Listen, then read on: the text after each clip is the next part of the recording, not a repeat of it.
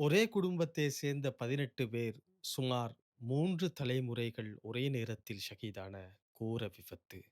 இன்னா லில்லாஹி வ இன்னா இலைஹி ராஜிஊன். மக்காவிலிருந்து மதீனாவுக்கு புனித உம்ரா கிரியையை முடித்துவிட்டு சென்று கொண்டிருந்த பொழுது, இந்த துயர சம்பவம் நடந்துள்ளது. பேருந்து தீப்பற்றி விபத்துக்குள்ளானதில் சுமார் இந்திய முஸ்லிம்கள் 42 பேர் ஷஹீதாக்கப்பட்டிருக்கிறார்கள். இந்த செய்தியானது இந்திய மனிதர்களுக்கு மாத்திரமல்லாமல் முழு உலக மனிதர்களுக்கும் ஒரு சோக செய்தியாக காதுகளில் எட்டியது. ஹைதராபாத்தை சேர்ந்த சுமார் ஒரே குடும்பத்தை சேர்ந்த 18 பேர் ஒரே நேரத்தில் ஷஹீதாகி எமக்கு சோகத்தையும் இறைவனிடத்தில் சுவனத்தையும் அடைந்துள்ளார்கள். பேருந்து முற்றிலும் எரிந்து நாசமானதால் ஜனாசாக்களை அடையாளம் காண்பது கூட கஷ்டமாக நிலையில் இருப்பதாக மீட்பு குழுவினர் தெரிவிக்கின்றனர்.